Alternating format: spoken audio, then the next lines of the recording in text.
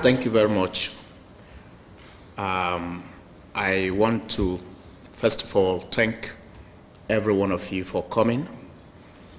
I also want to thank those who have been giving us a voice in Nigeria. I'm here talking about the various human rights organizations, the various churches, the various environmental groups that have given us a voice and have continued to let our suffering to be heard both in America and elsewhere. Particularly, I want to thank the various churches, Amnesty International, Human Rights Watch, Institute of Policy Study, Friends of the Earth, Earth First, Greenpeace, and numerous other organizations whose names I cannot immediately recall now. This evening, I'm privileged to be here, and that privilege is one that comes in a very, very long time. I come from a country that people call Nigeria. Nigeria is indeed a mere geographical expression. There is no country called Nigeria. I had to put this map on the wall because it is important that we know exactly what we're talking about. When you look at the map of Africa, what you see are boxes and squares. Boxes, you just take a look at it. You look at Egypt, you look at Nigeria, Kenya, they are boxes, you know. And these boxes and squares were created for economic reasons. Nigeria was actually created by multinational corporations. A company called the Royal Niger Company decided for economic reasons that that area is rich and it wants that area for itself. And so it went on a mission of subjugating and forcing local people to sign deeds of allegiance. These various people are nations. The Ogoni people, they are a nation. The Maasai people of Kenya, they are a nation. The Ijaw people, they are a nation. The Yoruba people, the Igbo people, and so on and so forth, they are nations. Just like you cannot call an Irishman a Scottish or an Englishman a German, so also you cannot call an Ogoni man a Yoruba or a Maasai man an Hausa. These are the distinctions that we ought to understand as we move into this talk. Because if we don't appreciate it from that level, we will not be able to appreciate the dynamics of violence and human rights violation, the degradation of human dignity, the subjugation of the right to self-determination of these various nations that exist in that part of the world. So Nigeria was created in 1914. The name is from a river that flows right from the Futajalon Islands in the Senegal, right down to Nigeria. That river is called the River Niger. The name Nigeria was actually given to the country by the wife of the general that was ruling Nigeria then, Lord Lugard. Lugard, as a soldier, had worked in India, had helped to suppress local people in India. He moved to Burma and had also helped to suppress people there. And he was hired by the Royal Niger Company, headed by George Tubman Goldie, to come to Nigeria and help suppress local people. So the Royal Niger Company was formed. And the name Nigeria came from River Niger, simply meaning the Niger area, Nigeria. The wife gave that name, the wife of Lord Lugard. They slept, they woke up in the morning, say, "Hi, darling. You know, this country, you know, I think we need to give it a name. You know, it's Nigeria, it's Niger, River Niger. Okay, it must be Niger area. There, in Nigeria. That is it." That was how the name Nigeria came into being. And this company was engaged in all sorts of things, cutting down timber and exporting the timber, mahogany, obeche, and all these trees to Europe. Europe needed it. The Industrial Revolution had started. They needed raw materials. One of the raw materials that was needed then was palm oil. Palm oil is taken from the palm tree. It's not here in this part of the world. It's a beautiful tree, very elegant tree. Every part of that tree is useful to humanity and to nature. Local people extract the nuts, they squeeze out the oil, put them into drums, and they are supposed to be bought by the Europeans. But what they did was that anytime this palm oil was brought to the European headquarters in a place called Akassa, they will simply take this oil and send the women away and say, look, go, you savages, we need this oil, you go. It continued. Women were raped while this oil were taken away. People were killed so that the palm oil would be taken away. In 1895, the people of Nembe decided that they are not going to have this no more. The suffering is too much. They mobilized themselves and decided that they must stop the Royal Niger Company from continuing to exploit the people.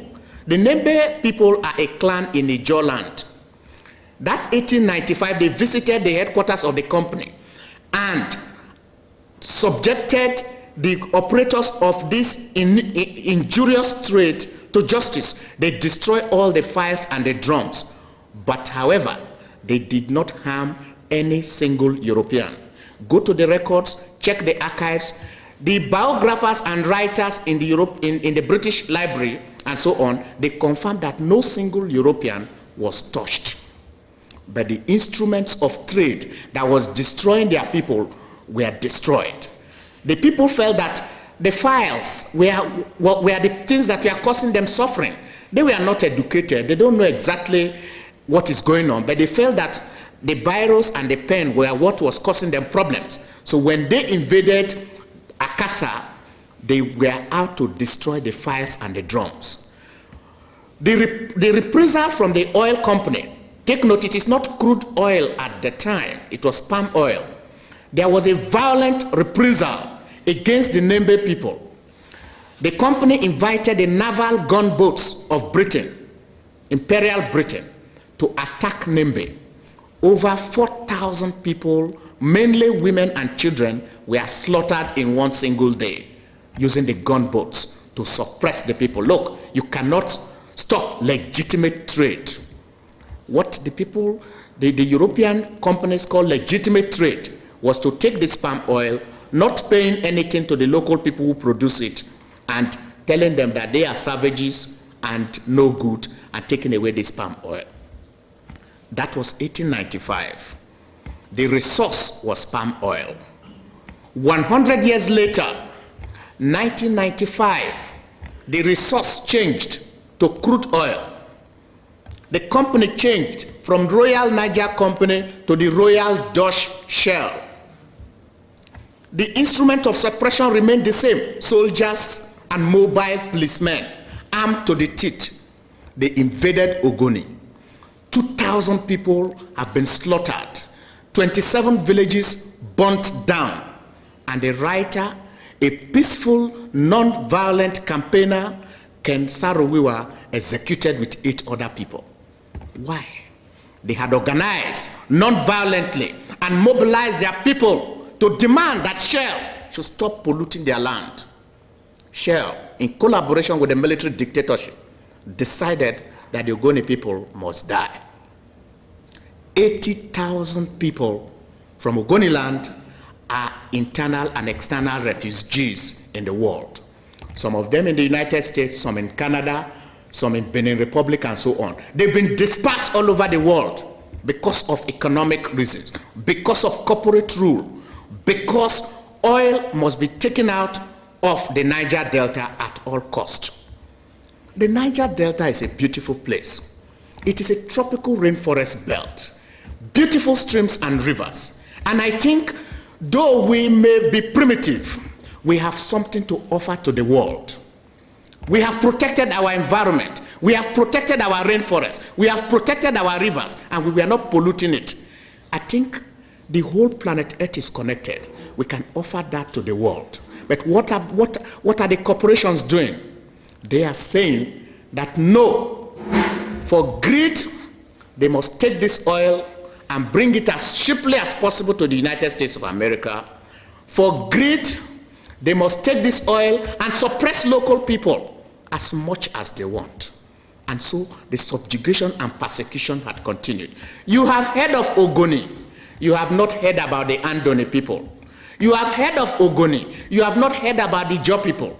You have heard of Ogoni. You have not heard of the Urobo people. You have heard of Ogoni. You have not heard about the Shekiri people. You have heard of Ogoni. You have not heard about other minorities that continue to suffer this assault on humanity. I come from a village that revere wildlife. We revere the environment. We respect it. I was telling the man of God that my parents are from the Anglican denomination. There is the Niger Delta Diocese of the Anglican Communion. On that background we grew. There we were bred. When I was growing up, one of the things that struck me was that in the church where we are, there is the blend between the respect for the custom and tradition of the local people. The church didn't go out to say, look, you environment, you pagan, you this, cut down whatever you have. In my own father's house, I asked him a question, because in one of these rooms, there is a corner that he put some traditional things in one of the rooms. And I asked him, does this not traditional thing not contradict with your Christian belief? He said, no. And I said, why? He said, look, I was handed over this by my fathers. I have to hand it over to those coming behind me. If I go to church, it's for my own. But this happened to be a collective thing. It is for the society. It's for our culture. It's for our tradition.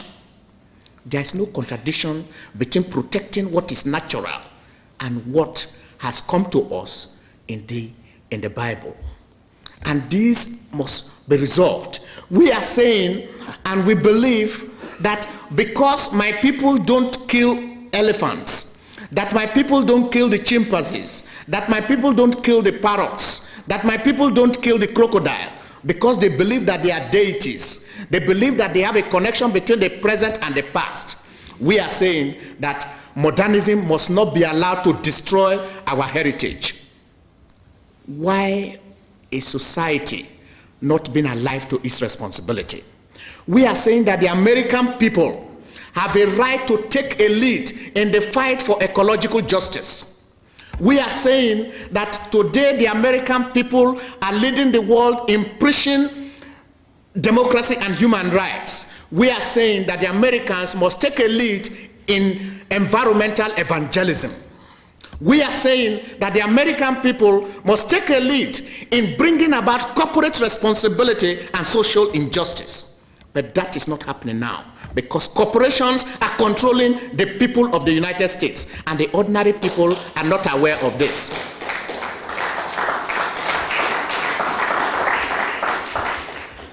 These are the issues before us.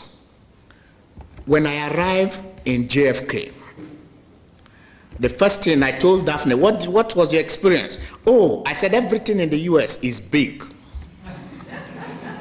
And this is the truth. I saw everything is big. The houses, the cars, sometimes the people. And I said, this is the good life. We went to a restaurant, and they brought the food, and it was huge helping.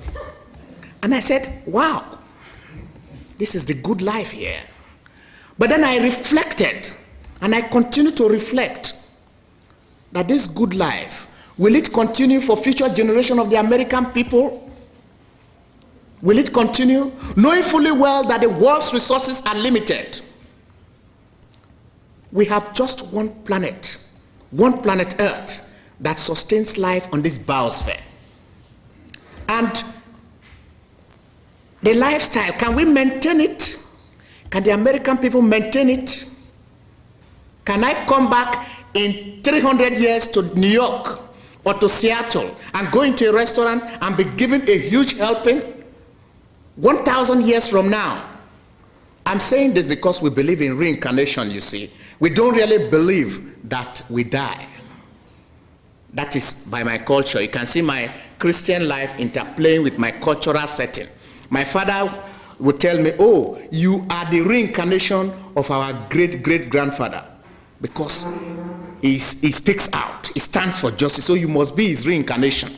So supposing I come back 1,000 years from now, and I am privileged to come to Seattle, will I be given a huge helping, knowing fully well that the resources of this planet Earth are limited?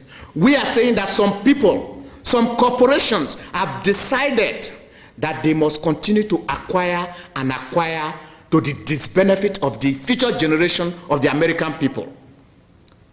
What will the American generation of 500 years from now say about our activities now? Will they say that our activities now ennoble humanity?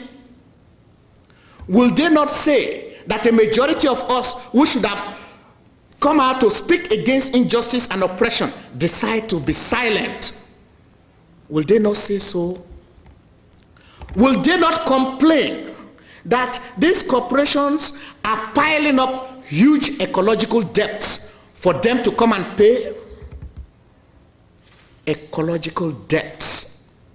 That is what is being piled now.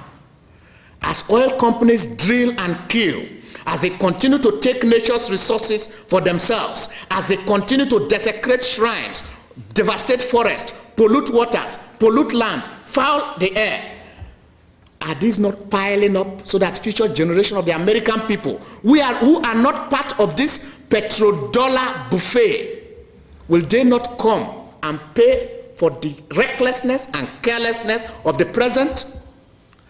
These are the issues of the day. In my country, Nigeria, the oil companies rule. Shell wakes up in the morning on the 9th of June, orders mobile policemen to invade the village of Iko in the Andoni ethnic nation.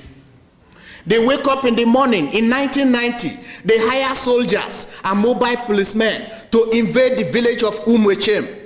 80 people, 80, defenseless indigenous people of Umwechem were slaughtered, including the local traditional ruler and the pastor.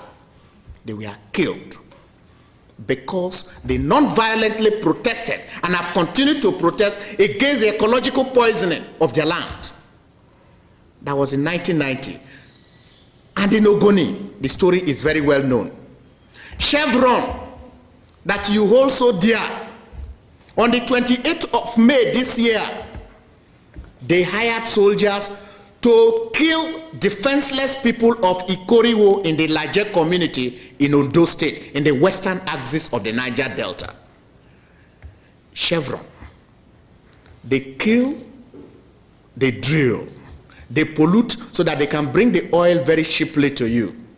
Mobile, devastate forest in our native land. The Stubbs Creek Forest Reserve in Akwa Ibom State was destroyed by Mobile. Where their terminal, the Kwaibo terminal is placed, they constructed a road from Eket to the Kwaibo terminal, and they did not do environmental impact assessment. The vast majority of the forest has been scorched to death. And they continue to flare gas. I was in Portland before coming down here, and I was told that 2 years ago there was flood in Portland. Communities were affected. I tell you, whatever that the recklessness that is happening in Nigeria can reflect itself here in the United States.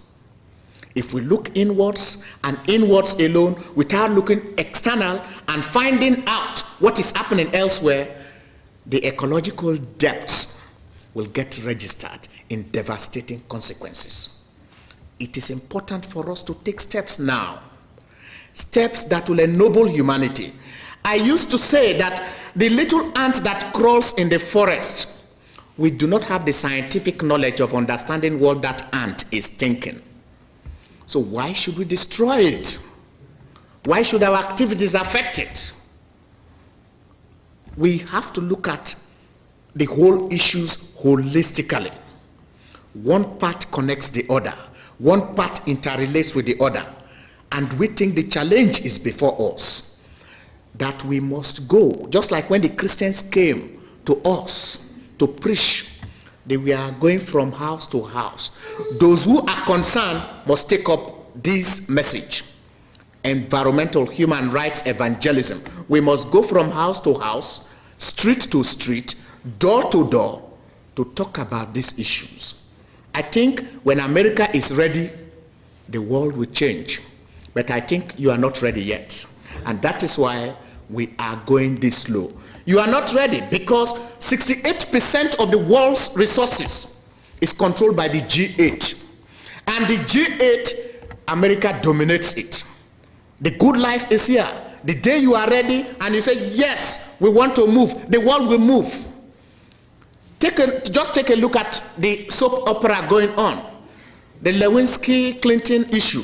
The whole world, even in my country, is front page story.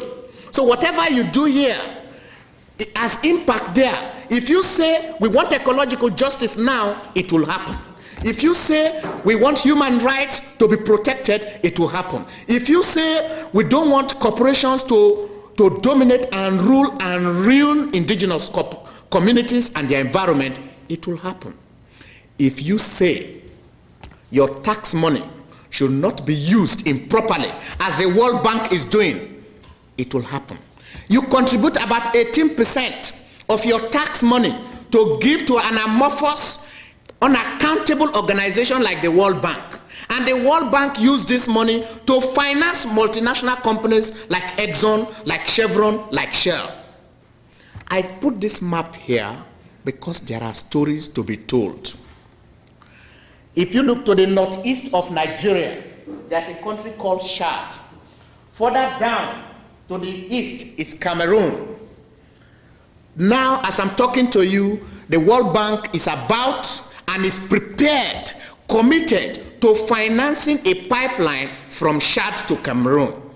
So far, 11 people have been shot dead in indigenous communities in Chad because they protested against this pipeline.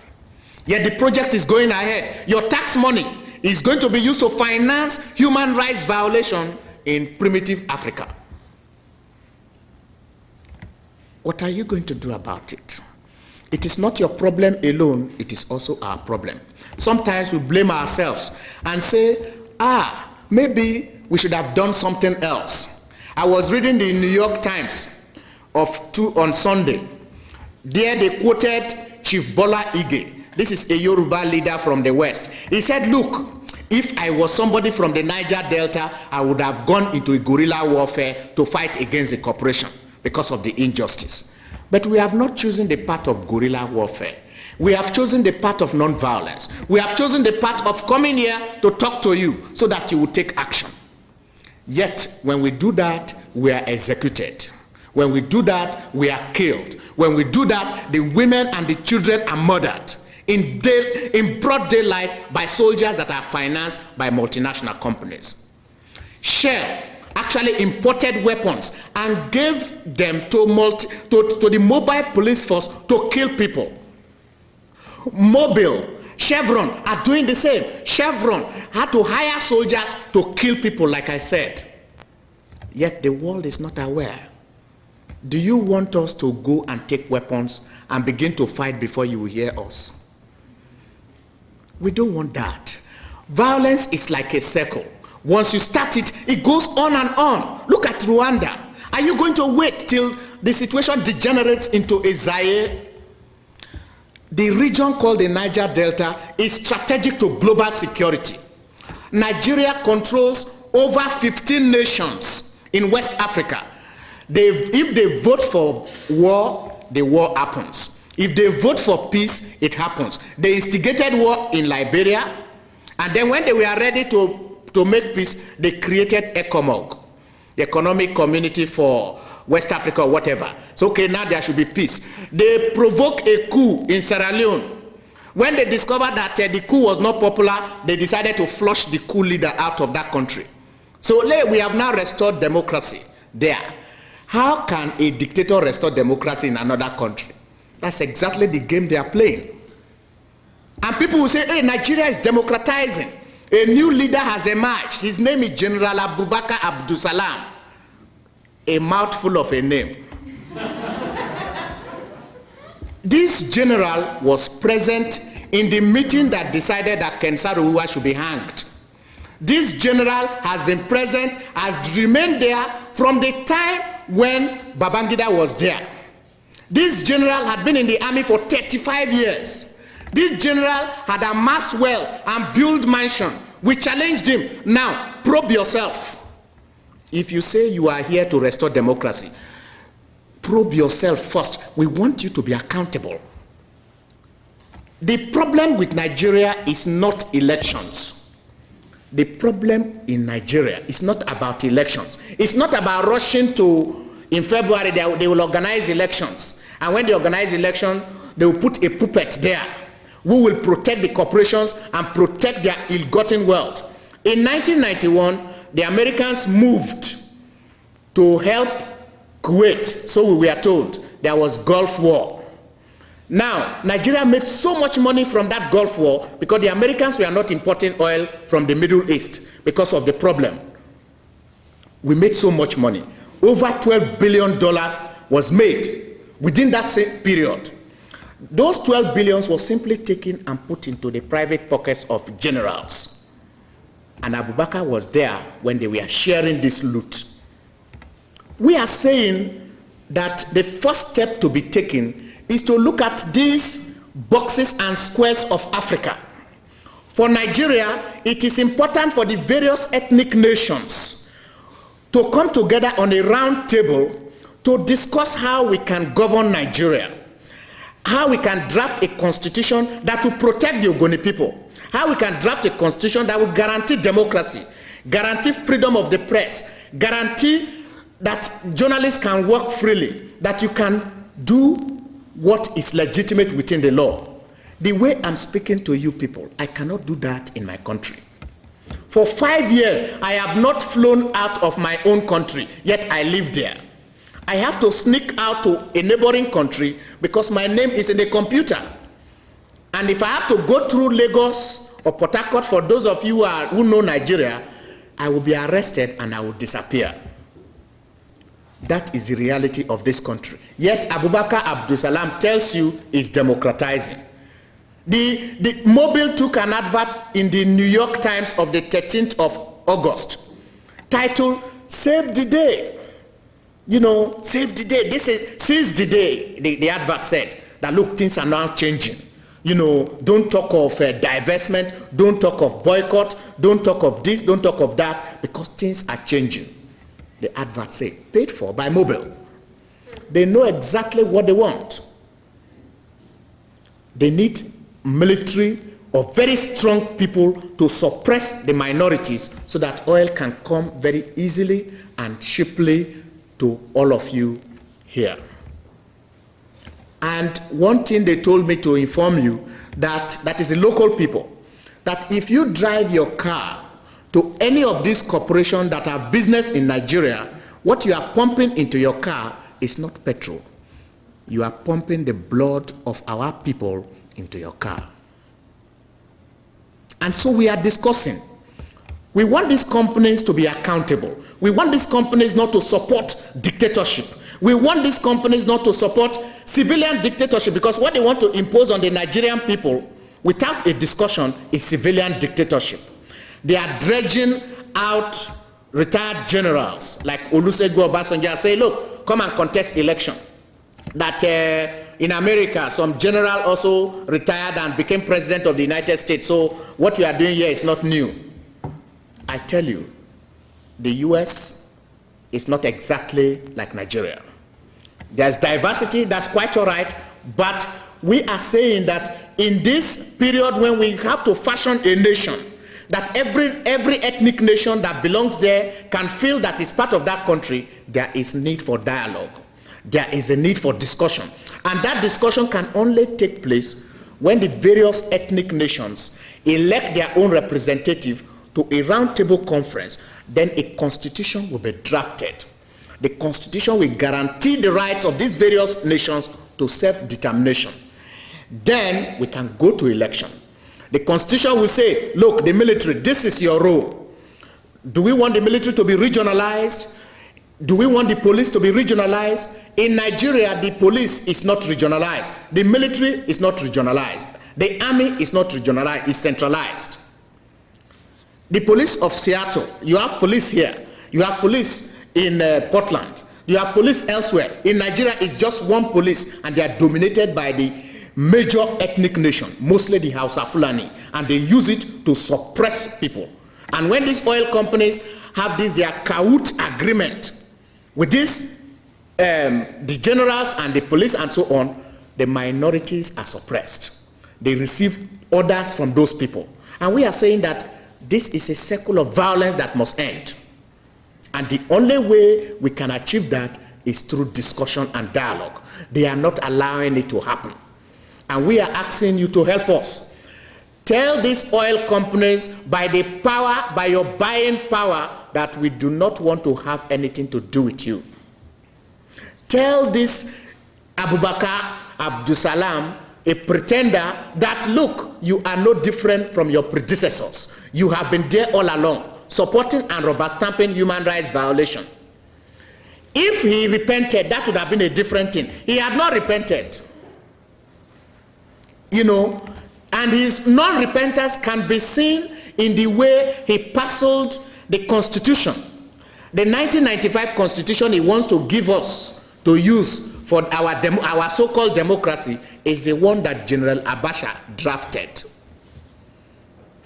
General Abacha was that dictator, that murderous, bloodthirsty dictator that was shooting people. The wife of MKO Abiola was shot in broad daylight in the street. Somebody won an election, and they didn't allow him to become president. They took this man and kept him in jail. The wife started campaigning. Then they sent in killers, and they gunned him down in broad daylight in the streets of Lagos. That man died mysteriously. This guy, who was his chief of army staff, took over. He said that the constitution that that man drafted, which is iniquitous and unjust, should not be the one that Nigerians will use. No discussion had taken place. These boxes and squares are creating problems. And there is the need for the American people to give us a voice. Give us a cup of hand, a cup of water. We are thirsty for justice. We are thirsty for democracy. We are thirsty for freedom.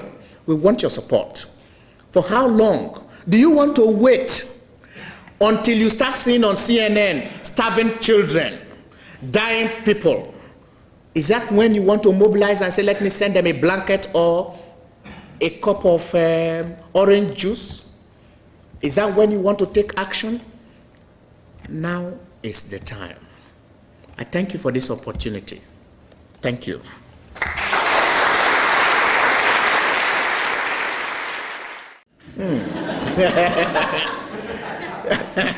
Yes, I actually have been anticipating that question, and I have I been asked somewhere else? Yes, you see, I think there are a lot of oil companies that exist here. The problem is the way the corporations are so made. You can't really understand how they work. You know, they work like in Nigeria, we don't know Exxon, but there's a company called ESSO. Until I came here on the 4th of September, I never knew that ESSO is the same thing as Exxon. You know, so these companies are so intrinsically interwoven in their operation. While you are trying to get them to behavior, they are manifesting their ugly underbelly somewhere else. The issue here is left to the individual. You really have to decide for yourself what you must do. I think the true test is find out which of these companies have been proved to be violating human rights. You know, like BP, the BP record is known in Colombia, for example. Mobil and Chevron, their records are known in Nigeria. So also are Shell. I don't know of the other oil companies. But those that are proved to be violating human rights and have imported weapons and have also invited mobile police or soldiers to subjugate local people, I think the test should be based on whether those companies have been involved. Like Chevron, they have not denied. In fact, 2 American journalists went to Nigeria and interviewed Chevron.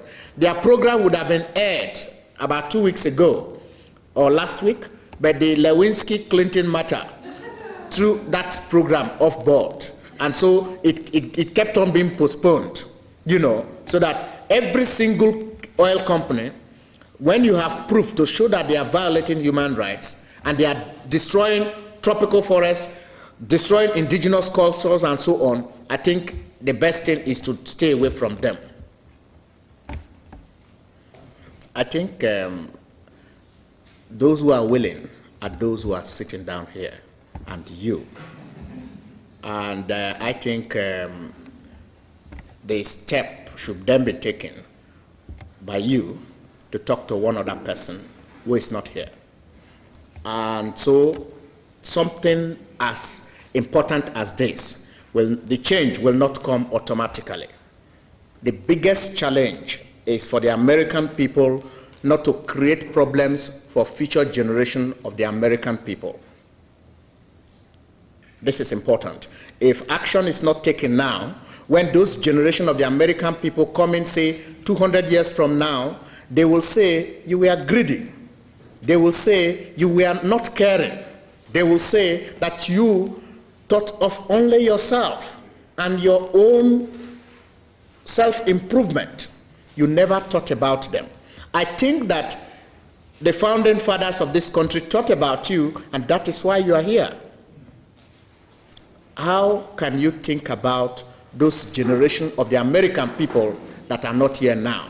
Would you want, if I get married and I have children, would you want my children to blame your children that they were responsible, that their fathers were responsible for piling up huge ecological debts? We are... Business is winning this. We're falling under the same purview as you are. Yes, business is winning, but business will not continue to win. It is the people that are making business to win. If the people say, look, business, you can't win, you won't win. Because business is made possible by the people who have to patronize business. That's true in some Yeah. in this world. I agree with you. Because look at Kyoto. I was in Kyoto in Japan. And the EU countries went there with a big ambition. We want to cut 15% of CO2. They went there, very ambitious. But the Global Climate Coalition, made up of this big business, they had to pressure the Clinton administration to ensure that the decision of Kyoto does not come out in a more positive way for the rest of humanity. They frightened them, the government, with jobs. They frightened the government with the good life. Oh, this good life will disappear if you go and agree with the European Union on these CO2 cuts. And so when Al Gore flew into Kyoto, the wave of heat and global warming that greeted him was manifest that there was global warming taking place. So I agree with you that business is huge. As I stand here talking, I fear for my life. But I cannot stop talking, because to stop is to enslave the environment, enslave the people, enslave your own children. You see, if the US government gives that money, it will be more suffering for us. The same IMF introduced structural adjustment program in Nigeria. They have introduced it in all the countries. And go to any country where the structural adjustment program had been introduced. What has it been? They told us to tighten our belts. We tightened our belt to such a state that we were moving corpses. Our people were dying. Prices of goods shot up. Our local goods become so cheap that our per capita income continued to drop. When we were an agricultural society in the early 60s, per capita income was over $2,000 US. Today, the per capita income of Nigerian is less than $300. Yet we are making much more money from oil and gas than when we were depending on agriculture. So the so-called financial institutions and their policies are not designed to elevate and improve and ennoble humanity. It is intended to maintain a particular agenda. And that agenda is what I believe you can help us to challenge. And you can challenge it. You have the freedom here. You can write, you can phone, you have the email, you have the technology to reach out to these policymakers and say, hey, there's a problem there. We don't want you to take our tax money to finance injustice elsewhere. How can somebody design a development program in Washington and impose it on me in my village and you think it will work? Has he been living with me over the past 2, 3, 4, 5, 6,000 years? Does he understand how the earthworm moves? Does he understand that the birds need that earthworm? And does he understand that if you come and impose policies on us, it will disbalance the balance in nature? Does he understand that what we think is love is different from what they think is love? These are the issues. We aspire, our aspirations is not being understood. Look at Africa. It's the richest continent as far as I know. Yet it is portrayed and it is the poorest. How? How should I, that am rich in natural resources, be poor? Where are the resources going? What policies are being put in place? We need to ensure that the whole of humanity moves progressively forward. Our policies today have not, and is not ennobling humanity. We are seen as not important. The IMF and these institutions are contemptuous of us. The corporations are contemptuous of us. They don't believe we have a right to exist. If they want us to exist, then their policies will be humane. Then their policies will be culturally endogamous and put in such a way that we can benefit long-term and short-term. In my village, we don't think of today.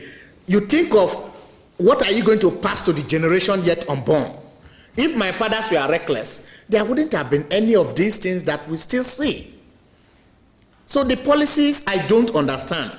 You understand better because they are formulated from here. So if you can explain to me, I'll be in a better position so that when I go back, I can tell them why this money has to be given and for what purpose and why. Certainly not me, not our people. Yes, please. Yeah, you see, the legal system is money driven. I'm an attorney. And except that I have taken a step to stand aside from the profit line, from the money and so on. When I talk as a lawyer, I think of my pocket. And when you think of your pocket, you have to think of where that money is going to come from. If you think of international legal measures to take against corporation, while you are about that, the corporation are already formulating policy to beat you. You heard of the multilateral agreement on investment. These are one step ahead of you beginning to think of legal methods of, okay, I want to hold Chevron accountable here. Then Chevron will say, look, the multilateral agreement of investment says you cannot question my act in another country. So these are the issues. Legal strategies, very expensive, time wasting. The issue is justice. Oh, it is interesting. In fact, when I was told about this case, I said, aha, this is in law we call revealing the veil of incorporation and so on. Fine. If it succeeds, that would be wonderful. We have always seen it in theory. The practicalities are yet to manifest themselves. If it can happen, wonderful. Then we will simply come and tell you, my friend, can you do that to Mobil and to Shell and let them get these guys out of our own neck. But it is not. They will fight this action. They will pump millions into it, and they will scuttle it. The solution is citizen empowerment. Let the ordinary people of America empower themselves. That is the solution. It does not lie with legalism. We created law. Humanity created law so that I can say, when I say is, I don't mean is, I mean was. It's. You get what I mean? Yeah. Before I answer your question, it's very important that I tell a little story. I was invited to join the defense team for Ken Saro-Wiwa. And we were about 15 or 16 lawyers that were so invited. I came into the defense armed with my knowledge of environmental law, environmental rights, and so on. We started defending him in February. One surprising thing that occurred during the defense was the fact that Shell has to pay its own lawyer to come to court. The court was a kangaroo court made up of military personnel and a single judge that was roped in to ensure that his decision does not go against what Abacha and the military have decided. We struggled and strived to defend this man, an innocent man, and his people, who had come out to say, let no injustice continue. We were frustrated. By June, we had to pull out. October 31st, they decided that they have to hang him. 10 days later, 10th of November, early in the morning, the hangmen came. One after the other, the 9 men were pushed into the gallows and hanged. The last man, Ken Saro-Wiwa, they hanged him 5 times. It was the 5th attempt that he finally died. Each of the attempts, when they lift the rope, he struggled and struggled, he will not die, he falls down. They try a second time, 5 times. This man struggled in the noose, struggling, throttling. And lastly, his last words were, "Oh Lord, take my soul." The struggle continues. Those were his last words. The struggle continues, he said. I think the struggle is continuing in the United States. What can you do? I think the world is big. Seattle is big. But there are so many people here. We ought to organize in our neighborhoods. We ought to meet, go to the churches. We ought to contact and work with Amnesty, Human Rights Watch, and all other groups that are working for justice, that are working for the tomorrow. We who are affected are saying, we don't want this injustice. And we are saying that these companies that are on our neck must not continue to be on our neck, because the yoke we cannot bear. The yoke our children cannot bear. The yoke the future generation of the people of the Niger Delta cannot bear. Because they poison the waters, they pollute the land, they devastate the forest and desecrate our shrines and our culture and our tradition. And you can do something. There are so many groups working on these issues. You can take the time to find out. We have thought about boycott. And like the lady there rightly mentioned, which company is clean?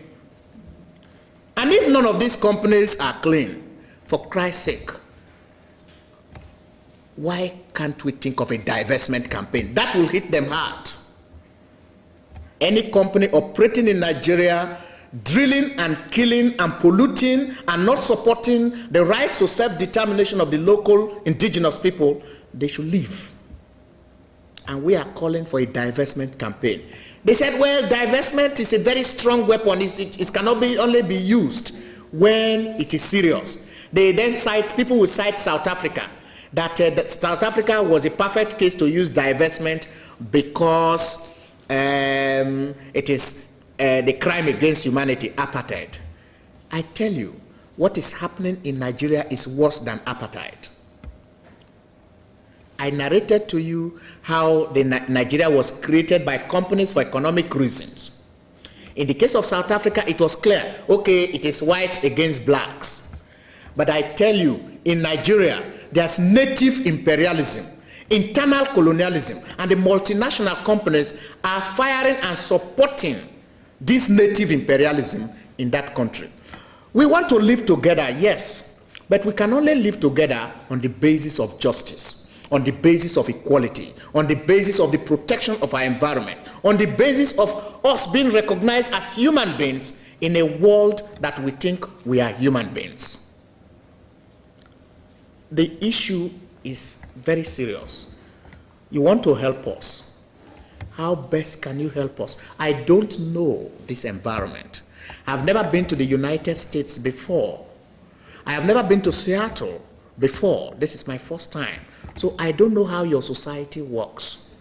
How best you can organize, how best you can work to give us a cup of water, to put a smile on our face. We will be glad. But we cannot exactly say, do A, B, C, D, because it will be arrogant of us for us to come and tell you what to do. We must not do that. Although the World Bank and the IMF are telling us what to do.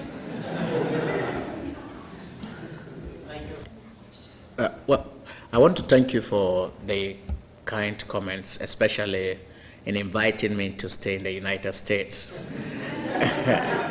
But I think I am needed more at home. I am needed more because it is important that we do not degenerate into inhuman conduct before letting the world know the truth. It took Nelson Mandela and the ANC about 80 years for them to decide that they had to go on armed struggle. Well, about 70 years before they decided that they would go on armed struggle. And it took them 10 years for the world to impose divestment campaign and all sorts of campaigns to get them out of apartheid South Africa. I think we have paid the supreme price. Our people have been executed. So many protesters have been killed. A lot have disappeared. We have paid the supreme price, and our generation yet unborn have now been condemned to pay that supreme price because of the pollution of the water, the pollution of the forest, the pollution and devastation of our very ecological existence. Those people who do not have the benefit of technology or industry will depend on the land and water because we are purely fishermen and farmers. So generation yet unborn have now been condemned to that existence. But we do not take the wrongs that are committed now to right wrongs. I think that the time has come for us to continue to organize among ourselves, knowing fully well that you here will also help us to organize and give us a voice. I don't agree with you on one point about collective guilt.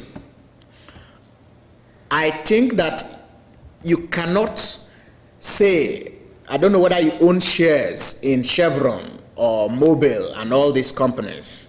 If you are not a shareholder, I cannot say you are involved in the collective guilt. You may buy the oil for your car, but when you hear and understand what is going on and you do not take action, then you can talk of collective guilt, including you. There are millions of people in this country who still have a conscience and who are willing to work for justice, I believe. And as I go around this country,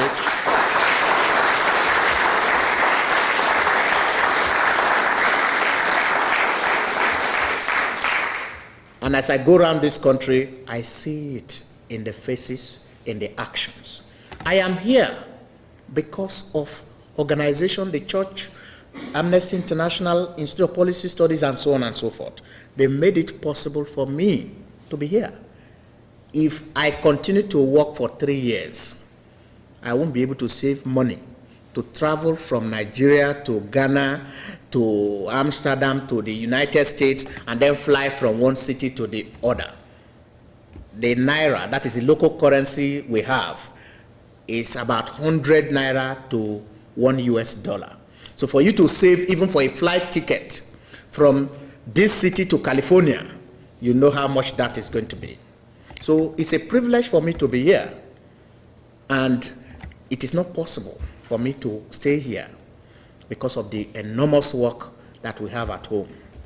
I think it is left for those here to look internally and also look externally and work towards justice. Thank you. Yes, please. I think I am not a very competent person to answer that. I belong to the Environmental Rights Action, which is possibly Nigeria's biggest environmental human rights organization. Our philosophy is clear about violence and about all these issues. And they forbid me, and we forbid ourselves to look into that. But there are organizations, for example, that through our campaign we have said, look, hold on, don't think along those lines. We have not explored our dialogue process. I have gone around Europe. I've been to Sweden round, I've been to Finland, I've been to England, going around universities, churches, and so on, talking of these issues. This is the first time I have come to the United States. And I think it is important that the United States people should know that there is a significant problem that needs to be resolved now and urgently too. The decision as to whether people will take up arms to redress injustice is a decision that will be taken by those who think that is the best method. For us, we still believe very strongly that coming out, speaking about it, seeking for dialogue, discussing it, exposing the injustice and atrocities will be a significant way forward. But we are, on a daily basis, becoming a minority voice. As people are killed, as villages are razed down, as the air continues to be fouled, as forest is devastated, people are saying that we are only talking and talking. We've been described as babblers, wasting our time. It's a very serious question you've asked, but that question cannot be answered by me. It will be answered by the oppressed people. It is the oppressor that actually defines what step should be taken for the oppressed to liberate himself. For now, I, as a member of that oppressed class, that oppressed indigenous people, we are saying that the step we are going to take now is a step to reach out, to speak out, to inform, and seek a debate and a discussion on this issue. And that is the step we are now. And I hope that this step will lead us to justice. It's not just justice for us. It is justice for the entire planet Earth. The continuous recklessness had gone on for too long. I was told that Chevron is doing some criminal activity somewhere here, polluting somewhere. It is not just in the Niger Delta. It is elsewhere as well. The whole process is connected. How can we move to fight this injustice, this ecological injustice? This violence being visited on man and nature. It is important, but the decision is not going to be taken now, I believe. I still think there is a window of opportunity for discussing, for dialoguing, for using peaceful, non-violent methods to demand for justice. Yeah. The Environmental Rights Action has been involved in shareholders' action over the past 3 years. In England, we work with the Ecumenical Community for Corporate Responsibility. This is a body of bishops, churches, and so on. They had chairs, and then they use this weapon to demand for ecological justice, as they will put it. Now, the process had been very, very slow. In some instances, most of their resolution had been thrown off by the corporate cats in this organization. In the US, there was a resolution that was to have been passed against Mobil on their activities in Nigeria. That was jettisoned. So you find that even the shareholders are being disempowered Because in England, for example, an individual could hold so many shares and then use it not to change the company, but for himself, you know. So the different strategies have been devised by these corporations to frustrate shareholders' action. We have gone a long way, explored every single process that is non-violent with a view to present and make our case across. Our decision to come to divestment had been based on our past experience. How many meetings have we held with Shell? You cannot count them. How many letters have we not written? We have been ignored. So we felt that, well, we look at the situation in South Africa and we said, look at Nigeria. It's worse because in the case of South Africa, the people that suffer, well, although psychological suffering may go on for a long time, but then you can actually measure the impact, you know, given a time scale. But a situation where you have to mortgage future generation, their heritage, their survival strategies, being mercilessly destroyed as they are poisoning our waters, our lakes, and our forests, and so on and so forth, we felt that these actions are actions that demand immediate step. And that is why we looked into the divestment question, and we felt that here is a time for action.